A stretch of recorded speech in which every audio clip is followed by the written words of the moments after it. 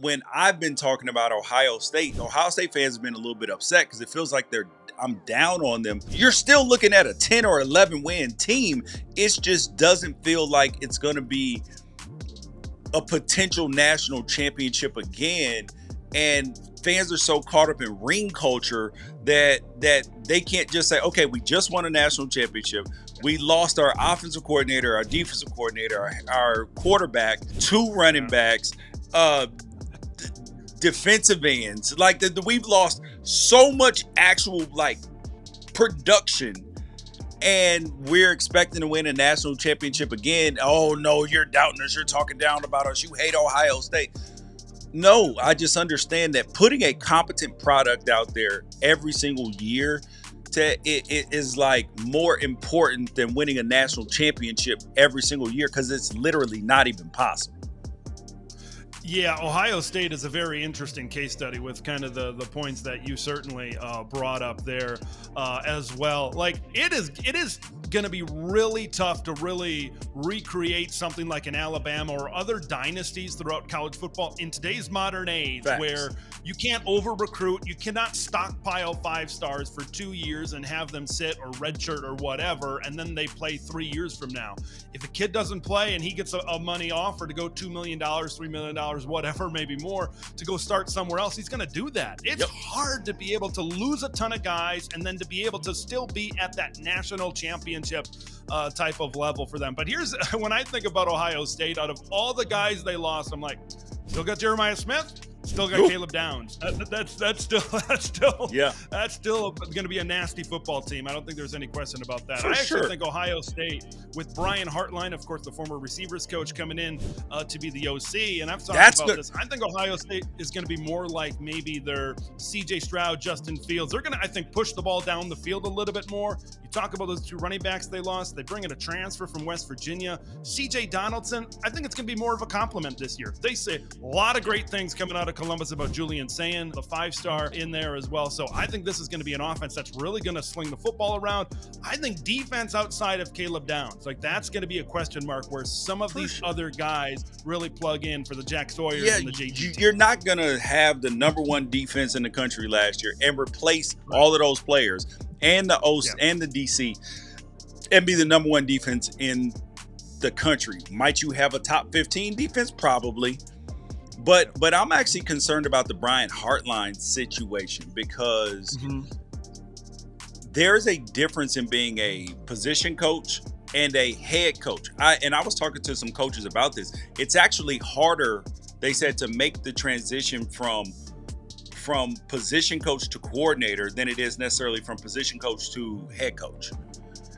Because head coach, you're CEOing the entire thing, and Brian Hartline's obviously been a really good coach, done a great job with the wide receivers, knows offense in and out.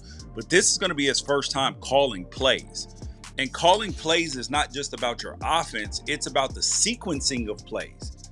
That's the thing that made Chip Kelly so outstanding, is particularly this year, even in the second time that they played Oregon, was that sequencing of plays, what you put on film versus what you think that they're going to adjust to, and then having another forward thought on top of that. And that's where the inexperience of Brian Hartline is, that the first time you take a job, even if you turn out to be like Bill Belichick got fired from his first job. Now, granted, he didn't have the type of talent that he had when he got to New England. But the reality is that there's still a learning curve for first-time coordinators, first-time head coaches. And that means that he's going to make some rookie mistakes at times.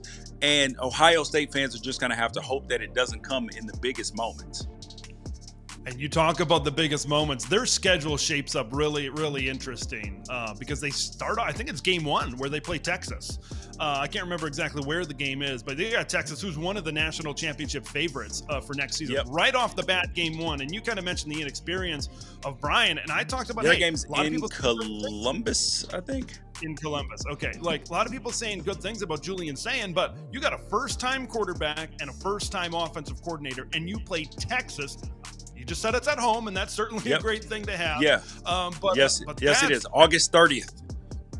That's tough right out of the gate with that first-time combination, playing that type of team right out of the bat. And remember, this is also a team that's got Penn State on the schedule, who's really experienced and basically running everybody back. We know about Jim Knowles going over there as well, and they just have not been able to beat Michigan, and they got to go to Ann Arbor this season. So that first hold game, on. And can we not talk about that? The fact that they also have to go to Montlake out there with Washington, and they're going to be improved. And they got to go to Champaign as well. And both of those teams are going to be very tough.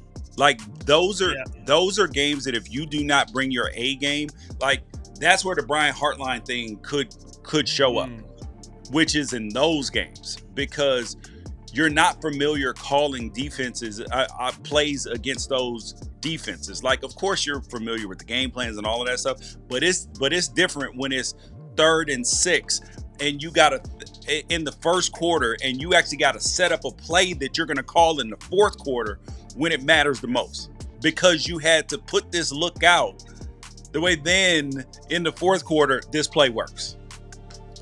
Yeah, that's there's some interesting environments that you mentioned. Like, yeah, you get a night game out there in Seattle, and I think that's about around middle of the season. If Washington has a really good start to the season, I'm sure you know from your playing days, that place can get pretty rowdy and be one of the biggest environments in college football up there in the Pacific Northwest. So, and Illinois is going to be a really, like, when you talk about Penn State and their experience, Illinois is another team that brings almost everybody back on a team that went 10-3. So this is not the easiest schedule with the turnover that's certainly happening in Columbus.